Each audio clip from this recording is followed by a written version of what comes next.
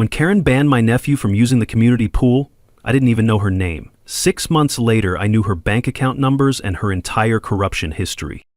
That transformation from clueless neighbor to forensic investigator happened because Karen Mitchell made one critical mistake. She picked a fight with a retired construction lawyer who'd spent 20 years unraveling fraud schemes and had absolutely nothing left to lose after losing his wife.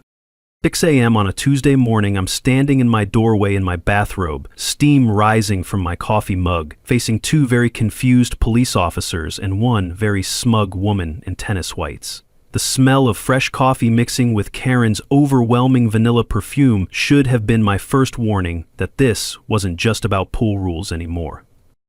What would you do if your HOA Karen tried to weaponize the police against you? Drop your worst HOA story in the comments below. And before we dive in, where are you watching from? I'm curious how many of you are dealing with your own neighborhood tyrants right now.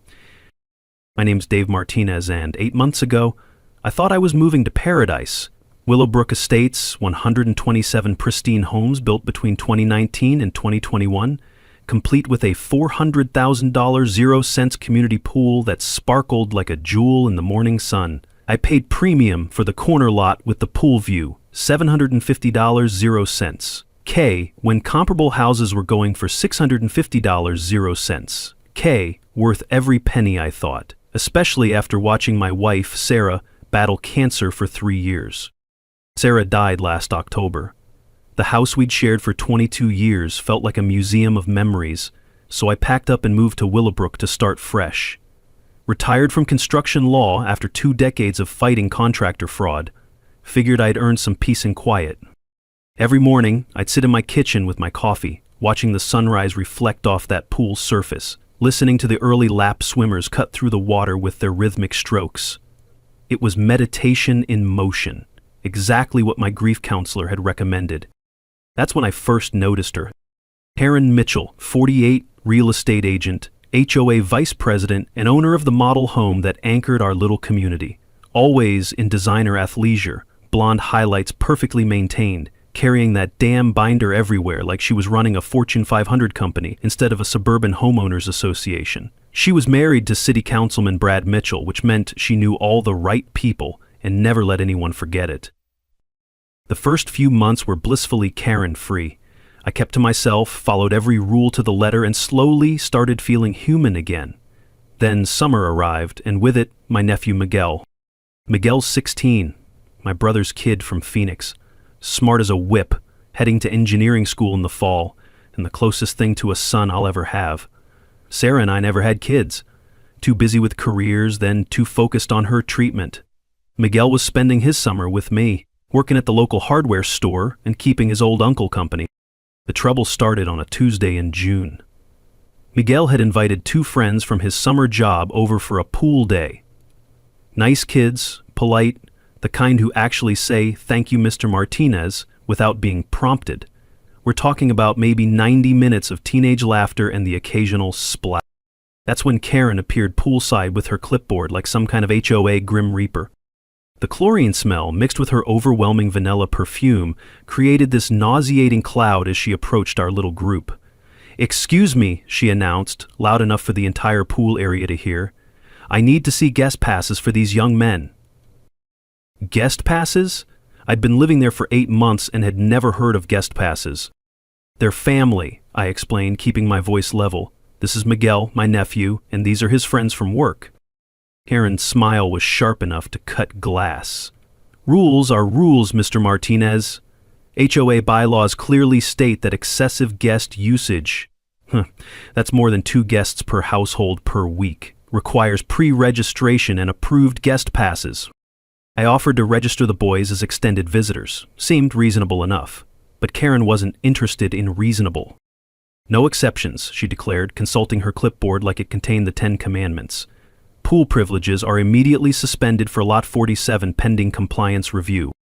The creak of pool chairs as other residents suddenly found their phones fascinating. The musty smell of fear. Nobody wanted to be Karen's next target. Miguel and his friends quietly gathered their towels, embarrassed and confused. That night, Karen posted an official notice on the community board. "Pool privileges suspended for Lot 47, pending compliance review." She even made an announcement at the weekly HOA meeting, emphasizing my failure to follow established protocols, with just enough theatrical disappointment to make it clear who the villain was supposed to be. Sitting in that basement community center surrounded by nervous neighbors and the smell of old coffee, I realized this wasn't about pool rules. This was about power, control, and putting the newcomer in his place. Karen had just made her first mistake. She'd picked a fight with someone who'd spent 20 years dealing with bullies who hid behind contracts and fine print. Time to dust off some old skills. Karen didn't waste time escalating. 3 days after the pool incident, I found an official letter in my mailbox. Certified mail, no less. She'd scheduled a compliance hearing with the HOA board, giving me exactly 48 hours notice.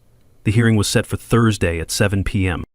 Thursday was Sarah's birthday. I'd planned to visit her grave, maybe bring those sunflowers she loved, spend some quiet time talking to her about Miguel and how proud she'd be of the young man he was becoming. The letter cited multiple violations I'd apparently missed. Trash cans visible from the street, they weren't. Lawn height exceeding 3.5 inches, I'd measured it myself at 3.2. And my personal favorite, failure to maintain community harmony through appropriate guest management. That night, I did what any good lawyer does when facing a hostile opponent. I read the fine print. Every page of the HOA documents I'd signed at closing, plus the original community charter. 20 years of construction law teaches you that the devil's always in the details, and Karen had just handed me a roadmap to her weaknesses. Buried on page 47 of the charter, I found gold. Reasonable accommodation shall be provided for family gatherings and multi-generational household activities. Karen's guest policy directly violated the foundational document she claimed to be enforcing. Even better, her official letter violated at least 3 procedural requirements: insufficient notice period, failure to specify which bylaw was allegedly violated, and scheduling during what any reasonable person would consider a family emergency timeframe. Thursday evening, I walked into Karen's dining room, because apparently we were holding official HOA business in her personal residence, carrying a manila folder with every relevant document highlighted and tabbed. The smell of her lavender air freshener was so overwhelming, I wondered if she was trying to cover up something else. Maybe the stench of corruption has a smell. The board looked uncomfortable. Jim Walsh, the president, and a recently retired high school teacher, kept shifting in his chair. Maria Santos, our treasurer and a no-nonsense accountant, took notes with the intensity of someone documenting evidence. Karen's husband, Brad, wasn't there, probably smart enough to maintain plausible deniability. Karen opened with a PowerPoint presentation. I'm not kidding, she had actual slides about maintaining community standards and preserving property values. Every third slide had a thinly veiled reference to certain residents who didn't understand our way of life. The sound of her manicured nails tapping against the mahogany table created this irritating rhythm that matched her condescending tone perfectly. When she finished her performance, I quietly stood up and began laying out documents. Before we proceed, I said, I'd like to point out several procedural violations in tonight's hearing. First, HOA business cannot be conducted in a board member's private residence without prior community notice. Second, the 48-hour notice period violates our bylaws requiring 7 days minimum notice for compliance hearings. Third, the alleged violations cited in your letter don't correspond to any specific bylaw language. Jim Walsh perked up. Dave, are you saying this hearing isn't valid? I'm saying that if we're going to enforce rules, we should probably follow them ourselves. I opened my folder and pulled out the highlighted charter pages. According to the foundational document we all agreed to, quote, reasonable accommodation shall be provided for family gatherings and multi-generational household activities. My nephew's pool day with 2 friends falls squarely under this protection. Karen's face flushed. That language is outdated, we've since updated. Let's respect, Karen. The original charter can only be modified by a community-wide vote. Has there been such a vote? Silence. Maria Santos looked up from her notes and shook her head. Here's where Karen made her critical error. Instead of acknowledging the procedural issues and scheduling a proper hearing, she pivoted to personal attack. Maybe Mr. Martinez is having trouble adjusting to community life after his recent loss. Perhaps the stress of learning new rules is overwhelming. The room went dead quiet. Even Karen's supporters looked uncomfortable. You could hear the air conditioning unit cycling on in the distance.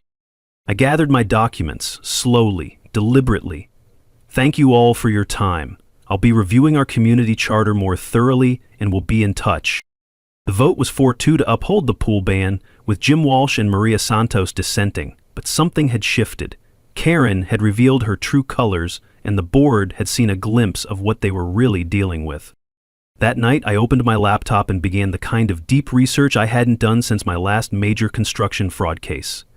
HOA formation documents, municipal filings, Karen's real estate transaction history. Everything was public record if you knew where to look. By 2 a.m., I'd found the first thread. Karen Mitchell Realty had been the exclusive sales agent during Willowbrook's construction phase. Exclusive arrangements like that usually came with incentives. Time to see exactly what those incentives had been. Karen's next move came faster than I expected. Within a week, she'd organized what she called a neighborhood watch patrol. 3 residents with clipboards and cameras, documenting every minor deviation from HOA rules throughout the community. Suddenly, people were getting violation notices for things that had been ignored for years. Basketball hoops stored in garages, but visible through windows. Garden gnomes exceeding the 2 decoration limit. Christmas lights still up in July. But I was getting special attention. Daily drive-bys, photographs of my property from multiple angles, printed warnings left under the windshield wipers of anyone who visited me. Miguel started joking that Karen was stalking us, but I could see it was wearing on him. A 16-year-old shouldn't have to worry about getting his uncle in trouble just by existing. The harassment campaign was having its intended effect on the community too. Fear was spreading like a virus. Neighbors who used to wave from their driveways suddenly found their phones fascinating when I walked by. The divide was becoming visible, newer residents rallying behind Karen's standards, while the original homeowners whispered their concerns in grocery store aisles. That's when Maria Santos approached me after one of my morning walks. She's a small woman with steel in her spine, the kind of accountant who could spot a discrepancy from 3 counties away. "Dave," she said quietly, glancing around like we were planning a heist, "we need to talk. There are things about this HOA's finances that don't add up." While Karen was busy playing security guard, I was doing what construction lawyers do best, following the money. I'd installed discrete security cameras around my property, perfectly legal in Texas, by the way, and began logging Karen's patrol schedule. Every drive-by, every photograph, every intimidation tactic, all time-stamped and documented. Here's a legal nugget most people don't know. HOA enforcement procedures require written warnings before penalties can be imposed. Karen's verbal harassment and immediate pool ban violated due process requirements under state law. One sentence takeaway: document everything, because HOA board members can be held liable for procedural violation. I also started quietly connecting with Jim Walsh and Maria Santos. Turns out, I wasn't the first resident to experience Karen's special brand of community leadership. Jim shared stories about families who'd moved away rather than deal with her harassment. Maria hinted at financial irregularities but needed time to compile evidence. The pool incident that changed everything happened on a Friday afternoon. Miguel and his friends had waited until designated family hours to use the pool. Everything by the book. They were quietly enjoying the water when Karen appeared with her clipboard and 2 patrol volunteers like some kind of HOA SWAT team. "Exit the pool immediately," she announced, her voice carrying across the water. "Lot 47 remains under pool privileges suspension." The boys complied without argument. Miguel had coached them well about not escalating conflicts. But Karen wasn't satisfied with compliance. She followed them to my house, her entourage in tow, voices rising with each step. By the time they reached my driveway, half the neighborhood was watching from windows. Karen was in full theatrical mode, gesturing wildly and talking about certain types of people who don't understand community standards. Here's where my legal training kicked in. Instead of engaging in a shouting match, I pulled out my phone and started recording. "Karen," I said calmly, "the HOA's legal obligation is to provide equal access to community amenities for all residents in good standing. Can you cite the specific bylaw that justifies ongoing pool privileges suspension?" She kept ranting, but now she was doing it on camera. "This is about more than pool rules, Mr. Martinez. This is about people who fit our community values and people who don't. 3 neighbors emerged from their houses, clearly disturbed by Karen's tone and the implications of her words. Mrs. Chen from across the street shook her head in disgust. The Johnsons, a young black couple who'd moved in last spring, exchanged knowing looks. If you can't control your guests, Karen continued, oblivious to the growing audience, maybe this community isn't right for you. I emailed the recording to the HOA board that evening with a formal complaint about harassment and discriminatory enforcement. The email was professional, detailed, and documented Karen's pattern of behavior with timestamps and witness accounts. The emergency board meeting was called for the following Tuesday. Karen's defense was predictable. She was protecting the community from outside influences and property value threats. When the vote came on formal censure, it was a 3-3 tie, with Karen abstaining. No action taken. But something important had shifted. After the meeting, Maria Santos slipped me a manila envelope. "Financial documents," she whispered. "Look at the construction contracts versus actual amenity costs. Then tell me what you think." That night, I spread those documents across my dining room table and felt the familiar thrill of spotting the inconsistencies that would unravel everything. The numbers told a story Karen definitely didn't want anyone to read. Karen's next move was her nuclear option, filing a formal complaint with city code enforcement alleging multiple violations at my property, false accusations about unpermitted modifications and commercial activity. The complaint was filed on a Monday. The inspection was scheduled for Friday. Friday was Miguel's graduation party. I'd planned a small celebration for about 20 family members, aunts, uncles, cousins driving in from across Texas to celebrate Miguel heading off to engineering school. Sarah would have loved seeing our family together like this, watching Miguel beam with pride as he talked about his college plans. Heron knew about the party. The whole neighborhood knew. That's exactly why she'd timed the inspection to coincide with our family gathering. At 2 p.m., just as Miguel was cutting his graduation cake, a city code enforcement truck pulled into my driveway. Behind it, Karen's car. She'd come to watch the show, expecting violations to be found in front of my entire extended family. The inspector, a weathered man named Bob, who looked like he'd rather be anywhere else, emerged with his clipboard and camera. "Sorry to interrupt your party, sir. Got a complaint about unpermitted modifications and overcrowding violations." 20 years of construction law had prepared me for this moment. I disappeared into my house and returned with a banker's box full of documents.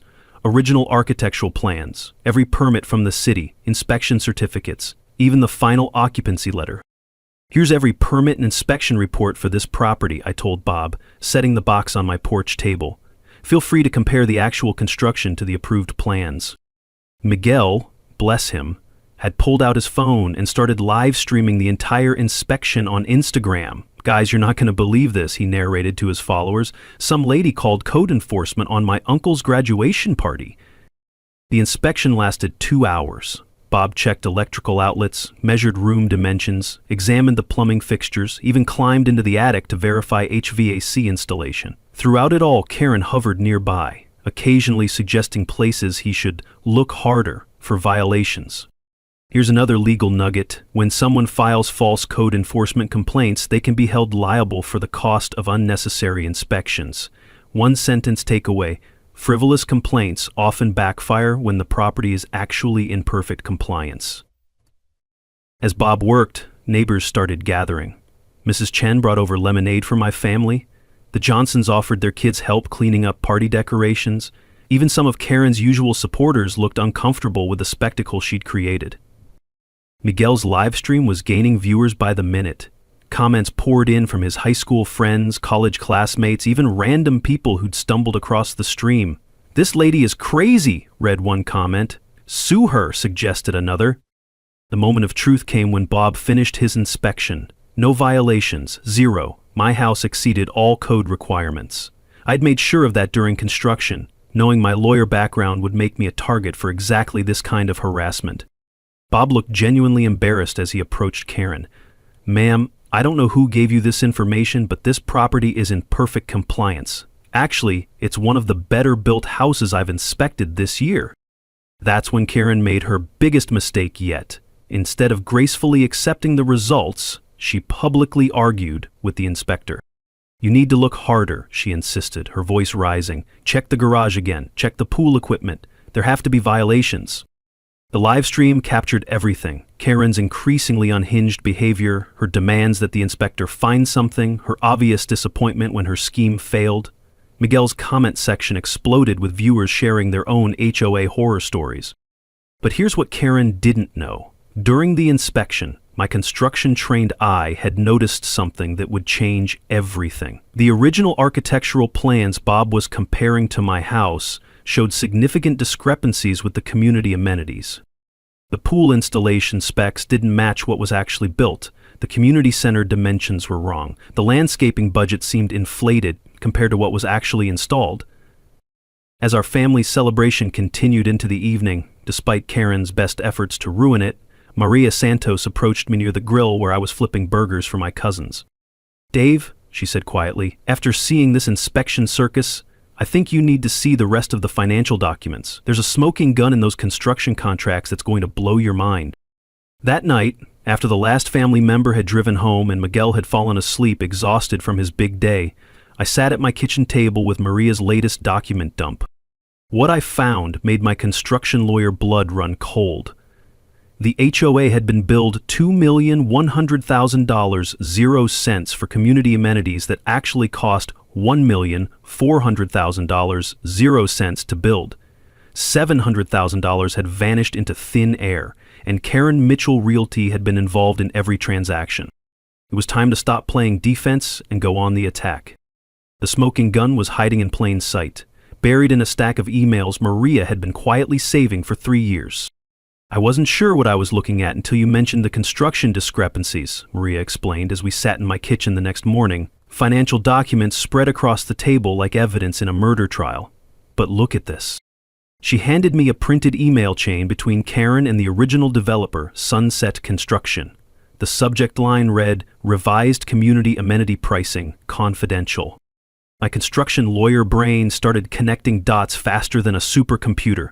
The original HOA budget showed $2,100,000 0 cents allocated for community amenities, pool, landscaping, community center, playground. But the actual construction invoices, the ones buried in Maria's files, showed costs of only $1,400,000 0 cents. $700,000 gone. "Here's the beautiful part," Maria continued, pulling out bank statements. "Look at Karen's personal account deposits during the construction phase. Large, irregular deposits, amounts that coincidentally match the timing of HOA payments to the developer. Karen Mitchell Realty had received referral bonuses and sales incentives that were 400% above normal real estate commission rates. But the real smoking gun was an email Karen thought she'd deleted, where she explicitly discussed profit-sharing arrangements with Sunset Construction for inflated amenity budgets that would be absorbed by HOA dues over time.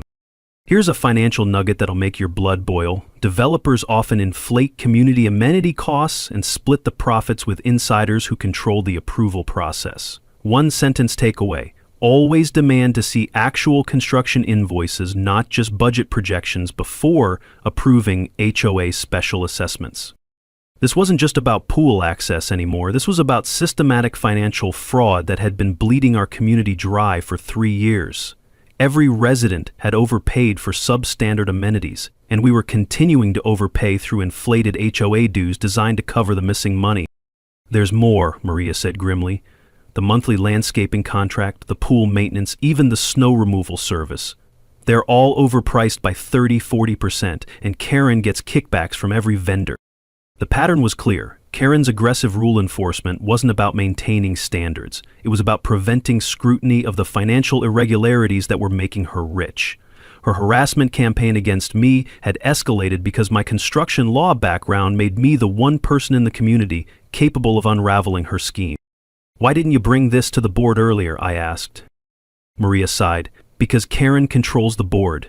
Jim Walsh is honest but outnumbered. Everyone else is either afraid of her or benefiting from her connections. I needed someone with the legal expertise to understand what we were looking at." The irony was delicious. Karen's attempts to silence me had actually motivated me to investigate the exact financial corruption she was trying to hide. Her harassment campaign was evidence of obstruction, and her discriminatory enforcement patterns showed a deliberate pattern of targeting anyone who might question her authority.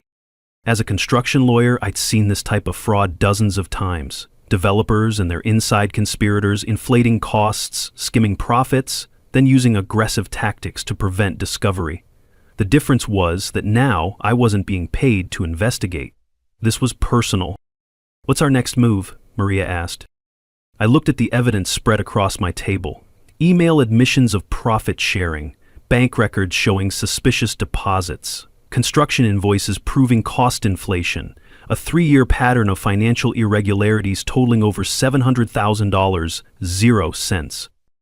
"We're going to give the community exactly what Karen's been trying to prevent," I said. "Complete financial transparency.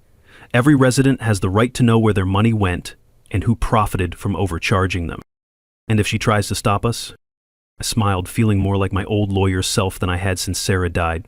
"Then she'll be adding obstruction of justice to fraud and embezzlement charges. Karen picked the wrong retired construction attorney to mess with.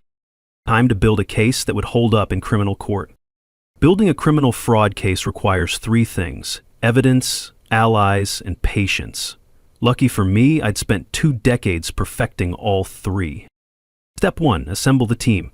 Maria Santos brought the financial access and insider knowledge. Jim Walsh provided board legitimacy and moral authority. I contributed 20 years of construction law expertise and an intimate knowledge of how fraud schemes operate.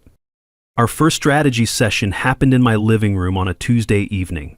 Security cameras ensured privacy while we spread documents across my coffee table like generals planning a campaign. The smell of Maria's homemade tamales mixed with the tension in the room. Nothing builds conspiracy quite like comfort food. "Here's what we're dealing with," I explained, pointing to the financial timeline I'd constructed. "This isn't random theft. It's a sophisticated long-term embezzlement scheme with 3 revenue streams: inflated construction costs, overpriced service contracts, and developer kickbacks disguised as sales commissions." Jim Walsh shook his head in disbelief. $700,000. That's almost $6,000 per household. "Actually," Maria corrected, "it's worse. The ongoing overcharges mean we're being robbed every month through inflated dues and service contracts. Here's a legal nugget that'll save you thousands. HOA board members have fiduciary duty to protect community financial interests, and residents have legal right to detailed financial records and independent audits." 1-sentence takeaway. If your HOA won't provide transparent financial documentation, that's probably because they're hiding something worth finding. Our strategy was multi-pronged: criminal referral to the district attorney's office for fraud and embezzlement, civil action to recover stolen funds plus damages, HOA governance reform to prevent future corruption, and most importantly, community education so residents understood their rights and could protect themselves. "The key," I explained, "is building an airtight case before Karen realizes what we're doing. We need to document everything, preserve all evidence, and prepare for her inevitable retaliation." Step 2, evidence preservation. I taught Maria how to use professional case management software to organize financial documents. Every suspicious transaction, every overpriced contract, every suspicious deposit, all cross-referenced and time-stamped with supporting documentation. Meanwhile, Miguel had become our social media intelligence officer. That kid's digital native skills were invaluable for tracking Karen's online activities and monitoring community sentiment. Turns out, Karen's social media posts about maintaining standards and problematic residents created a beautiful timeline of harassment that correlated perfectly with my financial discoveries. "Uncle Dave," Miguel said one evening while updating our digital evidence files, "Karen's been posting about you on Facebook almost daily. She's basically documenting her own obstruction case." Step 3, legal preparation.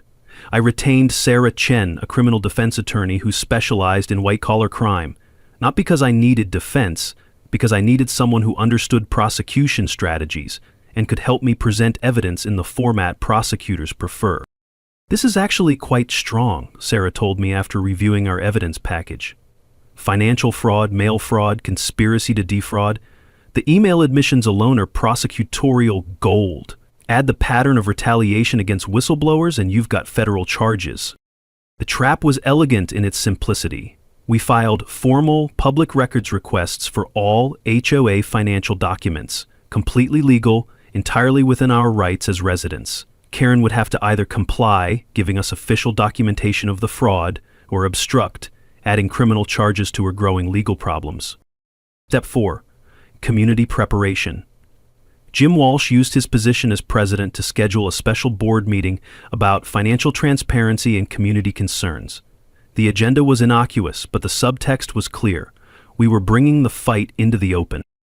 I spent evenings preparing presentation materials that would make complex financial fraud accessible to residents without legal or accounting backgrounds, charts showing where their money went, comparisons between what they paid and what they received, simple explanations of their legal rights to financial information. The goal isn't to confuse them with technical details, I explained to our team. It's to show them how they've been robbed and what we can do about it.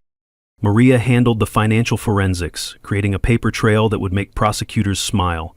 Every inflated invoice, every suspicious payment, every kickback disguised as legitimate business expense, all documented with professional accounting precision. Meanwhile, I was working on the legal framework. Texas has strong laws protecting HOA residents from financial abuse, but most people don't know their rights. I'd prepared template letters residents could use to demand financial transparency, explained their rights to independent audits, and outlined the legal remedies available for fraud victims. The beauty of our strategy was that every action was completely legal and within our rights as residents. Karen could try to retaliate, but she'd be fighting residents exercising legitimate oversight of community finances. By the time we were ready to go public, we had enough evidence to fill a federal prosecutor's dreams and enough community support to ensure Karen couldn't silence us through intimidation. The question wasn't whether we could prove Karen was stealing. The question was how much prison time she'd get for it. Karen's desperation became visible the moment our public records requests hit her desk. Within 48 hours, she'd called an emergency board meeting to propose disruptive resident removal procedures, with me as the obvious target. Her false narrative was almost impressive in its audacity. According to Karen, I was a mentally unstable widower using my lawyer tricks to harass honest volunteers and threaten community harmony. She actually suggested that my grief over Sarah's death had made me paranoid and vindictive. The character assassination campaign spread across social media like wildfire. Fake Facebook posts claiming I was planning to sue individual residents. Whisper campaigns about my unstable mental state following my wife's death. Fear-mongering suggestions that my harassment would result in increased insurance costs for everyone. But Karen's masterstroke was the cultural dog whistles. Subtle comments about certain residents not fitting community values and the need to maintain our way of life. She never said anything explicitly discriminatory, too smart for that, but the implications were clear to anyone listening. Here's where my legal training paid dividends. Instead of responding to the personal attacks, I continued methodical evidence gathering while documenting every one of Karen's statements. 20 years of construction law had taught me that bullies always escalate when their initial tactics fail, and escalation leads to mistakes. The board meeting she called was standing room only. Word had spread about the disruptive resident agenda, and everyone wanted to see the showdown. The smell of nervous sweat mixed with industrial coffee created an atmosphere thick enough to cut with a knife. Karen's presentation included a formal proposal to implement disruptive behavior penalties, fines up to $1,000 for residents who undermine community harmony through frivolous complaints or intimidation of volunteers. When she finished, I stood up with my manila folder. Before the board considers any penalties, I said calmly, I'd like to present some concerns about procedural violations in tonight's meeting format. I methodically outlined how Karen's proposed penalties violated due process requirements under Texas Property Code, how the emergency meeting violated bylaws requiring 7 days' notice for policy changes, how the disruptive behavior language was unconstitutionally vague and could be used to silence any resident who questioned board decisions. More importantly, I continued, opening my folder, I have documented evidence of a 3-year pattern of harassment directed at residents who request financial transparency. The room went dead quiet as I presented time-stamped documentation of Karen's harassment campaign, her drive-by photography sessions, her intimidation of my visitors, her attempts to weaponize code enforcement against my family gathering. Jim Walsh and Maria Santos openly supported my position, demonstrating that the board unity Karen had counted on was fracturing. 3 other board members looked uncomfortable as they realized they were being recorded making decisions based on personal vendettas rather than community interests. That's when Karen made her critical error. Under pressure and facing exposure, she lost her composure. "This is exactly what I'm talking about," she snapped. "Mr. Martinez is using lawyer intimidation tactics to silence board members who are trying to protect this community from people who don't understand our standards." I kept recording. Let her dig her own grave. After the meeting, where Karen's proposals were voted down 5-2, she cornered me in the parking lot. What she didn't know was that my phone was still recording. "Look, Dave," she said, her voice dripping with fake concern, "maybe we can work out our differences. The HOA budget has some flexibility. We could arrange for your pool maintenance to be covered, maybe help with some landscaping costs if you could just drop these complaints and let the board handle things quietly." Attempted bribery, on tape, in front of witnesses. "That's a generous offer, Karen," I replied carefully, "but I think financial transparency benefits the entire community, not just individual residents." Her mask slipped completely. "If you don't back off, you'll regret it. This community has ways of dealing with troublemakers, and my husband has friends in city government who don't appreciate residents who waste municipal resources with frivolous complaints." Threat, also on tape. The next morning, Karen filed a false police report claiming I had threatened her during our parking lot conversation. She timed the complaint perfectly, right as I was having my morning coffee, ensuring maximum neighborhood visibility when the patrol cars arrived. But Karen had finally made the mistake I'd been waiting for. She'd weaponized law enforcement based on a demonstrably false complaint, and I had audio evidence proving it. When the officers arrived at my door at 6 a.m., I was ready with my phone, my recording of the previous night's conversation, and 20 years of experience dealing with people who thought connections could override evidence. "Officers," I said calmly, "I believe you're here about a complaint from Karen Mitchell. Before we proceed, I'd like you to hear the actual conversation she's complaining about."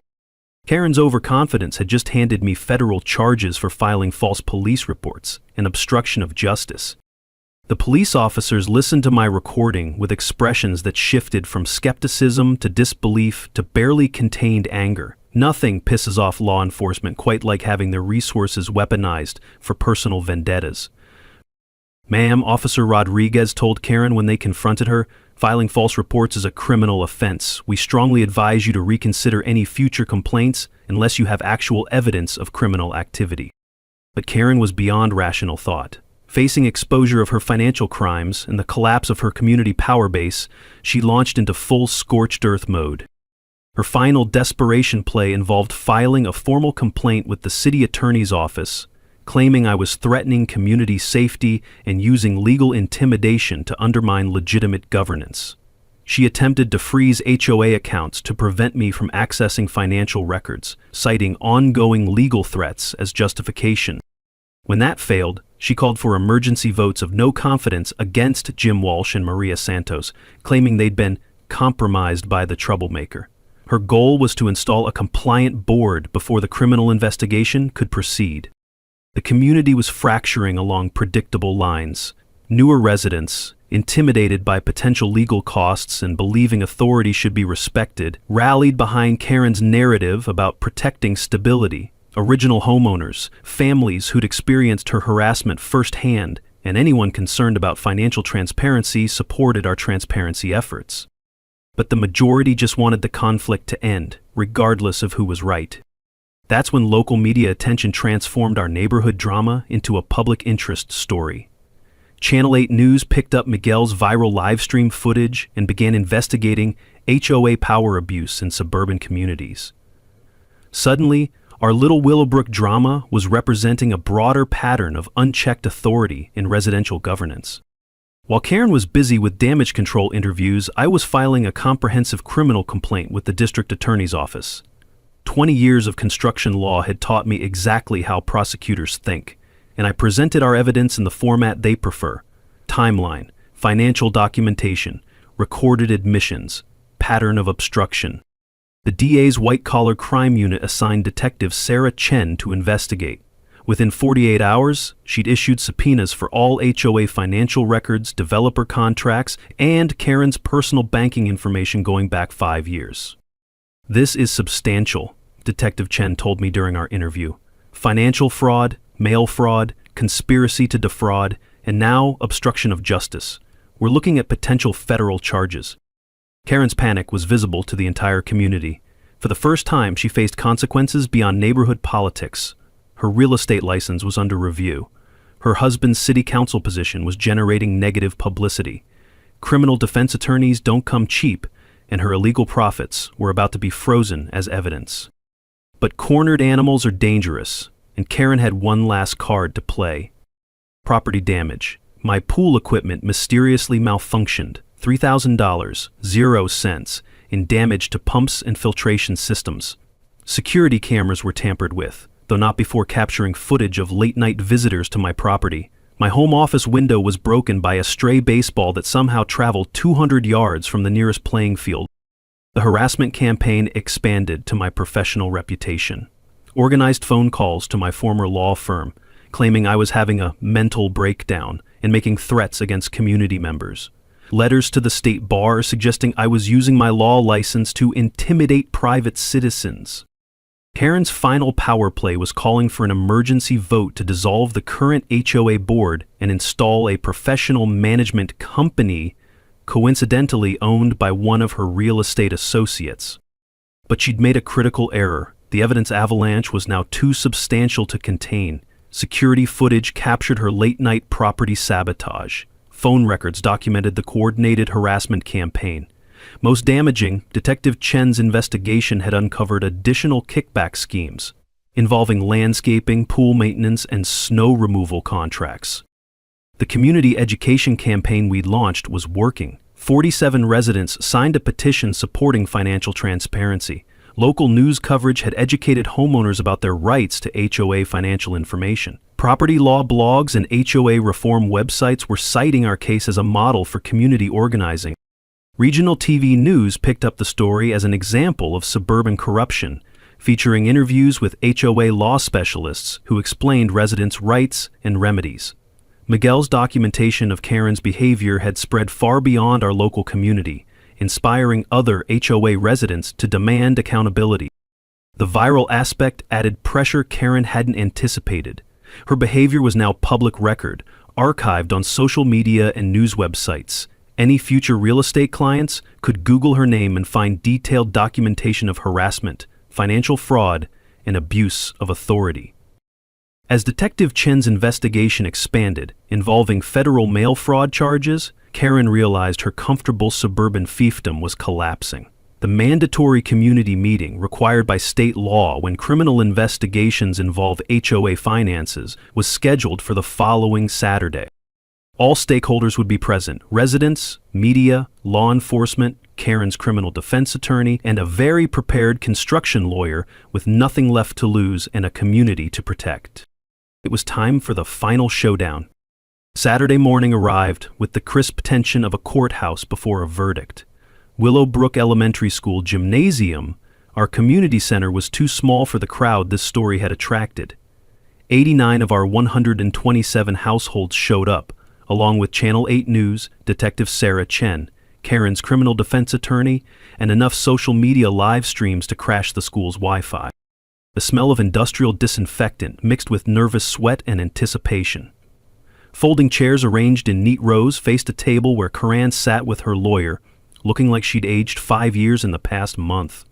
Maria, Jim, and I anchored the other side, our evidence boxes stacked like legal artillery.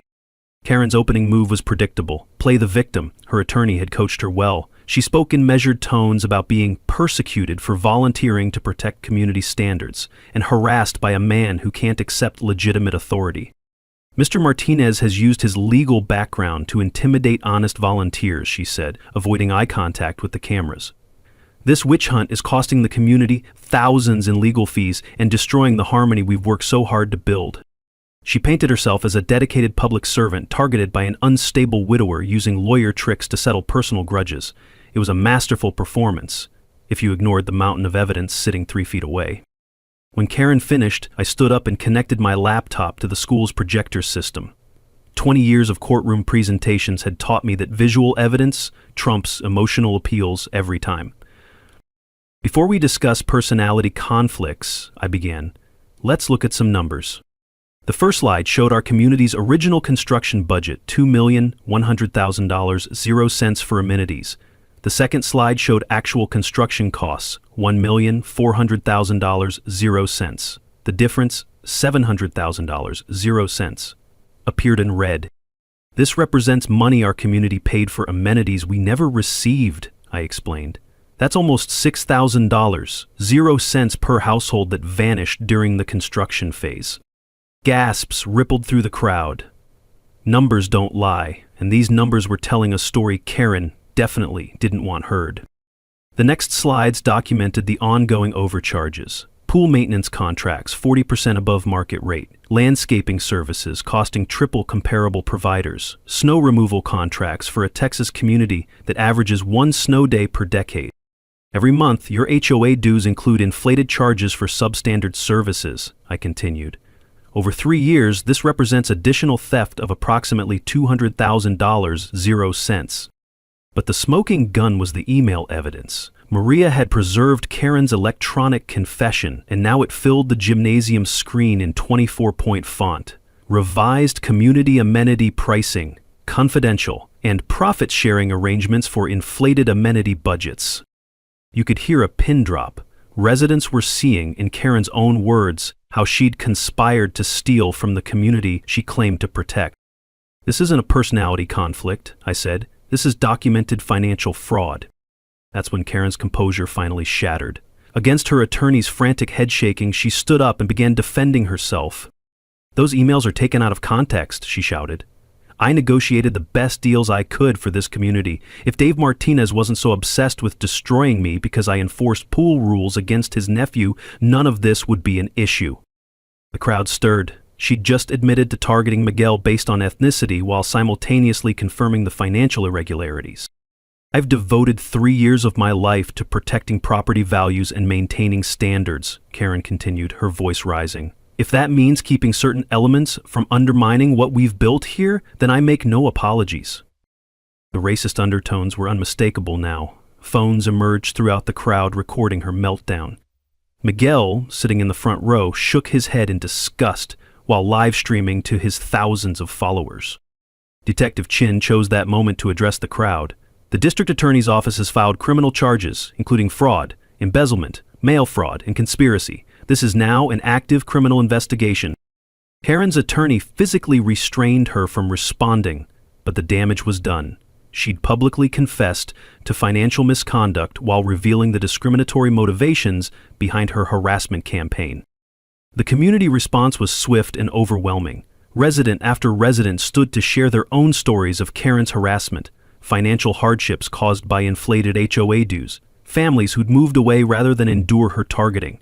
The Johnsons described receiving violation notices for suspicious gatherings when extended family visited for holidays. Mrs. Chen, the elderly woman from across the street, delivered the kill shot. In 60 years, I've never seen anyone work so hard to destroy the sense of community they claim to protect. The standing ovation when I finished our presentation lasted nearly 5 minutes. Not for me, for the truth finally being told and justice finally being served. I didn't move to Willowbrook to be a lawyer again, I said when the crowd quieted. I moved here to heal. But when someone tries to steal from my community and then harass families for asking questions, they picked the wrong retired construction attorney. The mic drop moment Karen had orchestrated, just not the way she'd planned. 6 months later, justice had a beautiful symmetry to it. Karen Mitchell pled guilty to federal fraud charges, agreeing to full restitution plus penalties in exchange for avoiding trial. The final tally? $847,000, 0 cents in stolen funds, plus interest and legal fees. Her real estate license was permanently revoked, and her husband quietly resigned from city council when his own involvement in the cover-up came to light. Sunset Construction faced federal investigation and lost all municipal contracts. 3 other communities discovered similar kickback schemes, turning our local drama into a statewide HOA reform movement. But the real victory was what we built from the ashes of Karen's corruption. Our new HOA bylaws require transparent financial reporting, resident oversight committees, and independent audits. No more backroom deals or mysterious budget items. Every expenditure over $500, 0 cents, requires board approval with full community notification. Maria Santos was elected president, Jim Walsh continues as treasurer, and I served as compliance officer, a volunteer position that lets me channel my legal skills into community protection.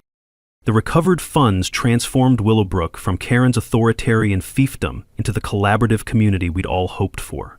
We used $400,000, 0 cents, to eliminate HOA dues for 3 years. Another $300,000, 0 cents, funded actual improvements, playground upgrades, walking trails, and the community garden that now produces vegetables for the local food bank. The remaining $147,000, 0 cents, established the Sarah Martinez Memorial Scholarship for local students pursuing engineering degrees. Miguel was the first recipient, and watching him accept that award with tears in his eyes reminded me why fighting for justice matters. Sarah would have loved seeing her memory help other young people reach their dreams. The personal healing surprised me most. Fighting Karen's corruption had given me purpose beyond grief, a way to channel 20 years of legal experience into protecting people rather than just winning cases. The community meetings that once felt like trials now focus on shared projects and genuine collaboration. Miguel spent his final summer weeks organizing pool parties for neighborhood kids, teaching them to swim and showing them that community spaces belong to everyone. The sound of children laughing in that pool, the same pool Karen had tried to weaponize, became the soundtrack of our victory.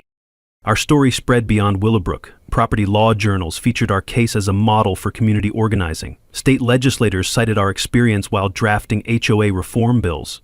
I started receiving calls from other communities experiencing similar corruption, and helping them felt like the best possible use of my retirement. The ripple effects continue expanding. Real estate agents now inform buyers about HOA financial oversight rights. Municipal codes require stricter oversight of community financial management. Most importantly, residents and developments across Texas know they have power when they organize around facts and law. Karen's harassment had been designed to isolate and intimidate, but it accomplished the opposite. Our community emerged stronger, more connected, and more vigilant about protecting each other from future abuse. The fear she'd cultivated was replaced by the confidence that comes from standing up to bullies and winning. Detective Chen told me our case became a training example for white-collar crime investigations. Most HOA fraud goes unreported because residents don't know their rights, she explained. Your documentation and presentation made prosecution straightforward. Last month, we held our first annual community pool party, honoring Sarah's memory and celebrating our journey from authoritarian control to collaborative governance. Families from across Willowbrook gathered around the pool that had sparked this entire conflict, sharing food, stories, and the satisfaction of justice served. Miguel, now thriving in his engineering program, visited for the celebration. "Uncle Dave," he said as we watched neighbors laughing and swimming together, "Aunt Sarah would be so proud of what you built here." He was right. We'd built something Sarah would have loved. A community based on fairness, transparency, and mutual respect, rather than fear and control. What's your worst HOA horror story? Share it in the comments. You might be surprised how many others have similar experiences, and more importantly, you might inspire someone else to stand up for their rights. Remember, you have more power than corrupt officials want you to know. Research your rights, document everything, and don't let anyone bully you out of transparency.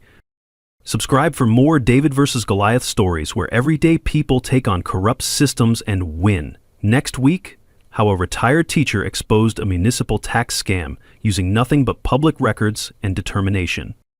Because sometimes the best revenge is simply refusing to be silent when you know what's right.